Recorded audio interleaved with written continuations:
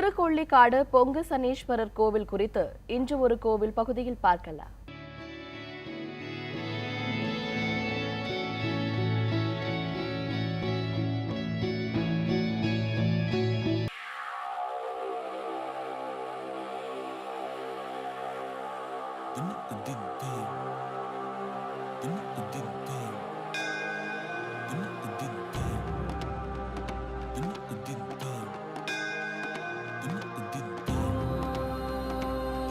தஞ்சை தரணியில் காவிரியின் தென் திருக்கோயில்களில் 115வது திருக்கோயிலாக திருத்துறைப்பூண்டி வட்டத்தில் திருக்கொள்ளிக்காடு சிற்றூரில் குடிகொண்டுள்ளார் அக்னீஸ்வரர்.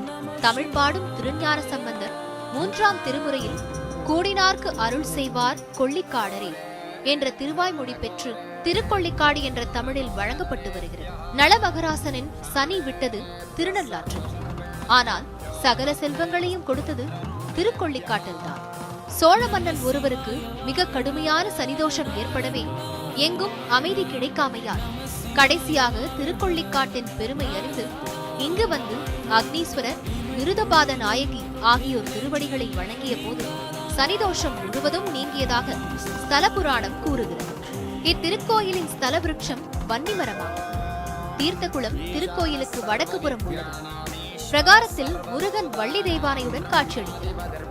மகாலட்சுமி சன்னதியும் சனி பகவான் சன்னதியும் தனித்தனியாக உள்ளது. சனி பகவானுக்கு நேரெதிரே பைரவர் சன்னதியும் அமைந்துள்ளது. இத்திருத்தலத்தில் நவகிரகங்கள் பாவடிவில் அமைந்துள்ளது சிறப்பம்சமாகும். இத்தலத்தில் பொங்கு சனி பகவானை ஜபம், தானம், ஸ்தோத்திரம், அர்ச்சனை, அபிஷேகம் செய்வது சகல நன்மைகளையும் உண்டாக்கும்.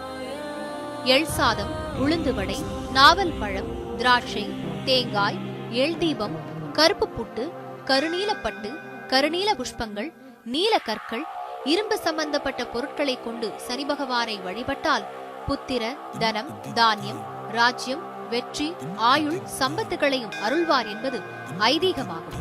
சனி பகவான் சிவபூஜை செய்து ஈஸ்வர பட்டம் வாங்கிய ஊர். சாதாரணமாக எல்லா ஊரிலும் உள்ள சனி பகவானுக்கு கையில் சூலம், வில், அம்பு இருக்கும். அவர் தண்டனை கொடுக்கும் மூர்த்தி ஆவார். ஆனால் இத்திருத்தலத்தில் மனிதன் தான் செய்த பாவம் அனைத்தையும் 7.5 ஆண்டு சனிதோஷம் தண்டனை அனுபவிக்கும் போது புண்ணியவனாக்குவது பொங்கு சனி பகவானின் வேலையாகும். மேலும் இத்திருத்தலத்தில் சனி பகவான் மகாலட்சுமி ஸ்தானத்தில் அமர்ந்திருப்பதால் லட்சுமி கடவுள் அனைத்து ஐஸ்வர்யங்களுக்கும் அதிபதி என்பதாலும் சனி பகவான் செல்வங்களை அள்ளி தருபவராக உள்ளார். அத்தனை செல்வங்களுக்கும் அடிப்படை உழவு தொழில். இத்தலத்தில் சனி பகவான் கையில் கலப்பை ஏந்தியவராக காட்சியளிப்பது மற்றொரு சிறப்பாக உள்ளது.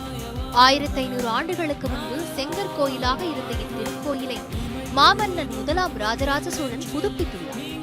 இந்த கோயிலுக்கு திருவாரூரிலிருந்து திருத்துறைப்பூண்டி மார்க்கமாக 4 ரோடு வரை சென்று அங்கிருந்து மேற்கு நோக்கி 9 கிலோமீட்டர் தொலைவில் உள்ள திருக்கொள்ளிக்காடு கோயிலுக்கு செல்ல வேண்டும்.